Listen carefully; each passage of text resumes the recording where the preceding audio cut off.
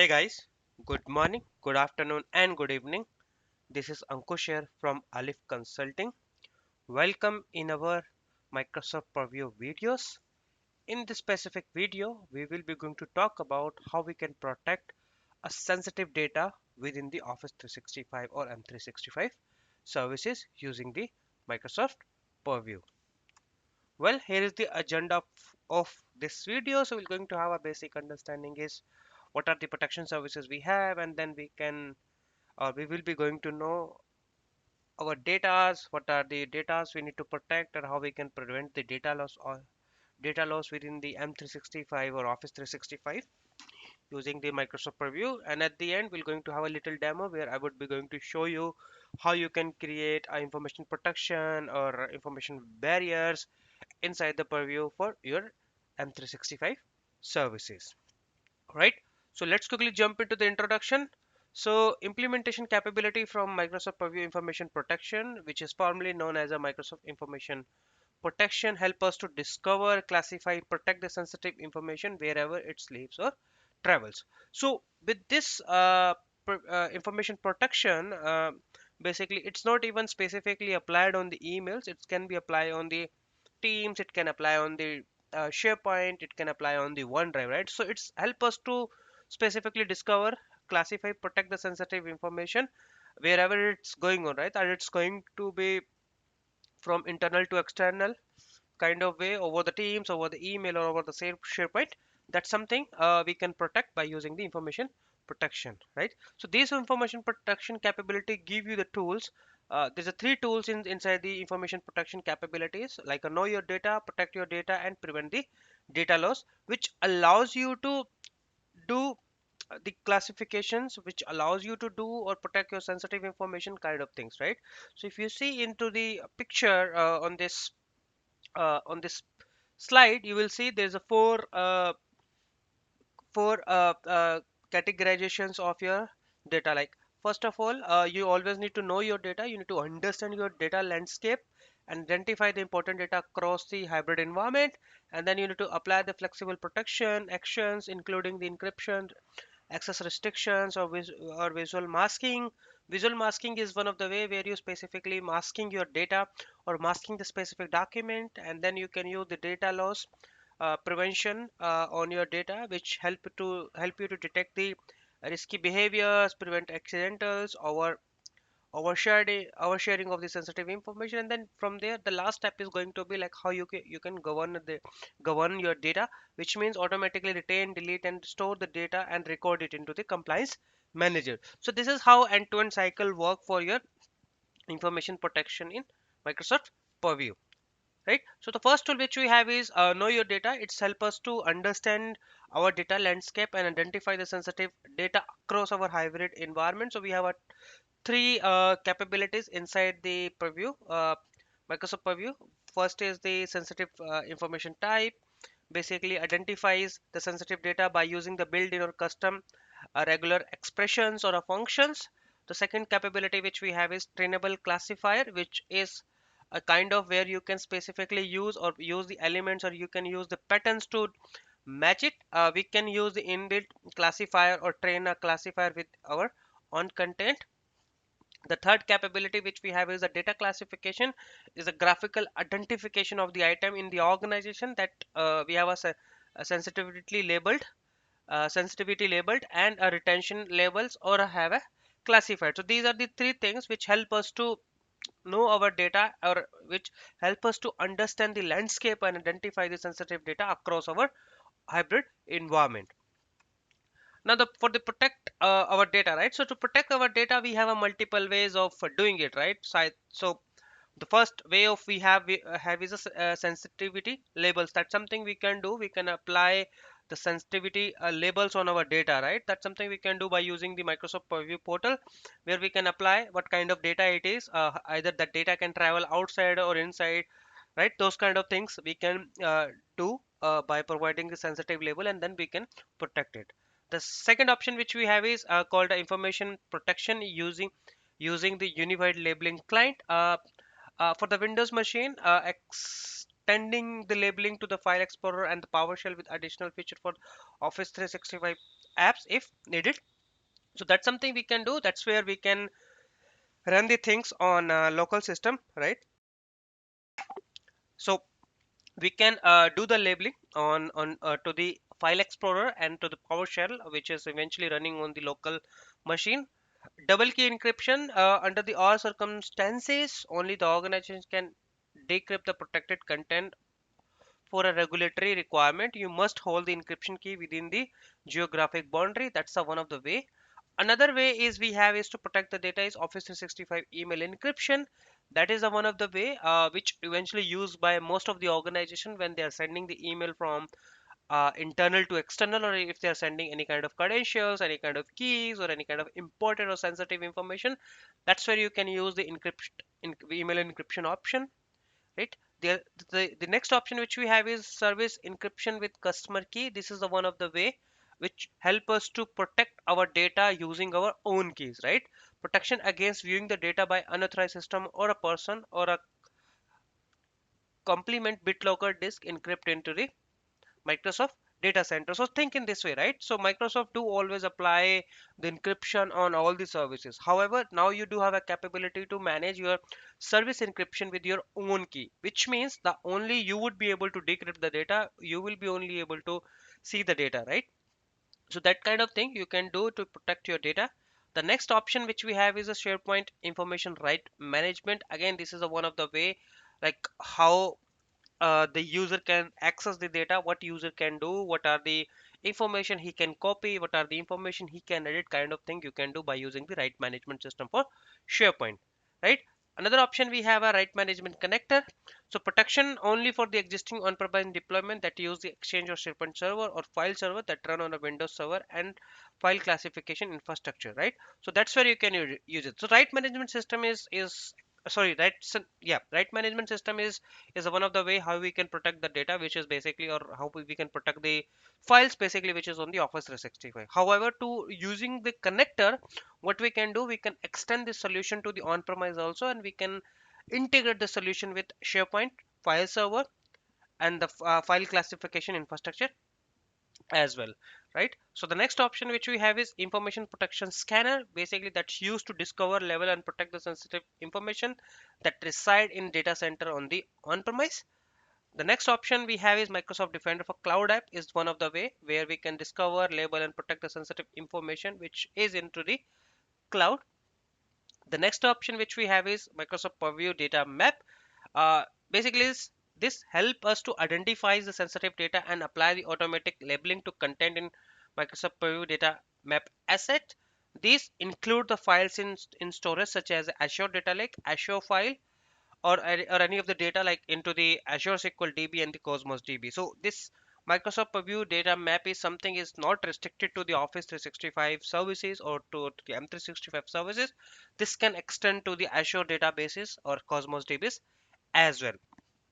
The last services which we have is to protect our data is Microsoft Information Protection, right? So Microsoft Information Protection basically help us to extend sensitivity levels to the third party apps and the services as well. So it's kind of SDK which you can use and integrate your Microsoft Purview solution with your third party apps and the services as well.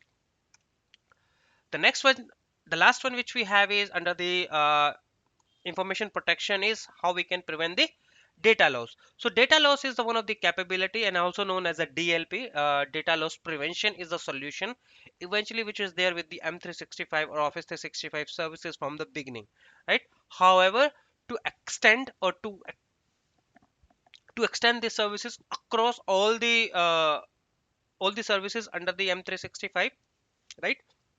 We have the data loss prevention, uh, which is also known as a Microsoft Purview data loss prevention. Now, what it do, right? So the earlier Microsoft data loss prevention option which was there is only for the informations, only for the data loss information through the email. So if someone is sending an email and you want to protect that email or the data to be go outside, you can go ahead and apply the DLP policy on the Exchange console or Exchange admin console of the Office 365, and that will be automatically going to be protect your information. However, with this new option which is under the Microsoft Purview data loss prevention, it's not only help you to to protect your information within the exchange online. It also help you to protect your information over the Teams, over the Skype, over the SharePoint, over the OneDrive as well. Right, so that's a one thing, that's a one capability we have under the data prevent data loss. The second capability is we have is endpoint data prevention loss. So this is something which is kind of solution which you can run on a specific endpoint or a Windows 10 or Windows 11 machine to protect your data when a user is sharing the data. The third solution which we have is Microsoft Compliance Extension. Is one of the uh, way, like that's something you can extend your DLP capabilities to the Chrome browser. The another capabilities which we have is Microsoft Purview Data Loss Prevention on-premise scanner. This is basically something where you can extend your DLP monitoring of the file activities and protect the actions for those files to the on-premise file server, SharePoint folder, and the document library. The next option which we have is protect the sensitive information in the Microsoft Team chat and the channel messages. That's where we can extend some DLP functionality to the team chat and the channel messages. So all of those know your data, protect your sensitive information, do the the prevent the data loss is not something which is only available for Office 365, right? There are a few capabilities inside the Microsoft Purview which you can extend to the on-premise to take the capability and to protect your data which is residing on the on-premise file server or on-premise SharePoint or on-premise Exchange also, right? So let's quickly jump into demo. So if you go into the Office 365 portal, so this is my Office 365 portal. You would not be able to see anything related to the data loss prevention because this is the new portal. However, if you go into the Exchange Admin Center, right, and this is the one of the way from where how you can manage it, right? So this is the new way of how you manage the mailbox, and you would not be able to find anything here related to the compliance, sorry, related to the data preventions or DLP, right? However, if you go into the classic admin, you would be able to find there is the predefined DLP options is there, but that DLP option is only specific to the Office 365 mailbox. If you go under the protection, sorry, not here, not here, not here. Compliance management. Yes, it's in the management. And if you see, this is the DLP, data loss prevention, which is there. Right? So this is something is there earlier, and here user can go ahead and create the DLP policy. But now, since the new console has been launched or new console is available, this data loss prevention is something has been moved into the Microsoft Purview. So we do have a specific information, like specific option. We can do the data loss prevention where we can specify our policy, what kind of policy or what kind of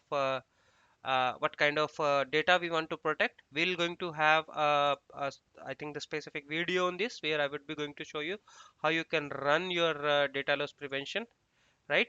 And then you do have other options for the information protections and the information barrier, which is the one of the way how you can protect your information, right? So if you go into the information protection, you would able to see you do have options like you can specify the labels, you can specify the label policy, you can enable the auto labeling as well. So if you see, there is predefined labels we have, right? The high confidential or specific peoples. So if you go into this level, right, you would be able to see what is more this information under this label is and where this label is basically getting applied. So those kind of information would be available, or what is the scope of this label is, right? If you see the label which I have selected, the scope for this label is email and files, which means this label is only going to be applied on this scope, right? Now, right, you can see what is label, is that label is publish it or not. To do the publish, you just need to click on the label and you just need to click on the publish. You can go ahead and publish on the a specific user and group for this level, right? And then if you go back, you do have a level policies which you can define it. You do have a predefined level policies which is there. You can go ahead and see inside of this global level policies what is this policies all about. So it do have all the levels, and from here you can go ahead and publish these levels to the user, which means as soon as you done the publish, all the labels would be available for all the users. So as soon as I do it, I can see who the users or groups or emails can go ahead and use these labels. That's something I can go ahead and include here, and these labels would be available for all of those users, right? A part of that, we do have a auto labeling, so that something is very important, where we can specify how the labels is going to be applied. We do have a certain categories. We can select the source categories, and we do have a predefined templates which we can use. So let's take an example. I want to select for financial. If you go back, we do have a plenty of templates available. Like I just want to use PCI DSS, which is specifically like you cannot share your credit card number. So you can use those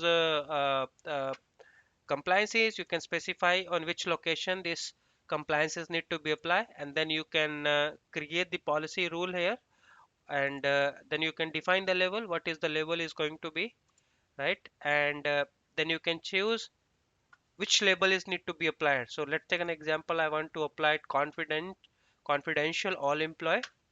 Click on next, right? What is the policy mode is going to be automatically replace the existing one or apply the encryption to email receive or outside. What do you want to do, right? And who is going to be the right management user, right? That's something you can specify here. So I just want to use Alex here for the right management owner, right? And then when you want to do the label publishing, and from here you can go ahead and create the policies for auto labeling, right? So this is the one of the way how you can manage your labeling or auto labeling. In this case, what is going to be happen, this label will be automatically get published to the all the users, and from there, if any data or anything which is specifically to the PCI DSS or have a credit card information, will automatically have a label uh, called the confidential all imply on the email when their emails are getting inside or outside from the Office 365 email box, right? So that's how you can do the labeling, right? Now we do have other options for the sensitivity. You can see that this has been done. File to be labeled or file has been labeled. It's something will be available once this label policy has been successfully configured or successfully completed. As of now, it has been not done. We just have applied this labeling policy. However, this is going to take a time to publish it across all the mailboxes, right? Now we do have a sensitive information barrier, which is the one of the way where we can specify and do the segmentation of our data. We can create the segmentation, like if we have a multiple data, we have a some of the data which is for only for internal user. We have a some of the data which is only sh shareable within the department, right? We do have a data which which we can go ahead and share it outside the organization as well. That's something we can basically do and have the labeling or segmentation on the information barrier, right? So this is what in the demo. I hope you like this demo. I hope you like this video. If you like, please click on like and subscribe for more upcoming videos, and feel free to reach us if you have any questions. Thank you.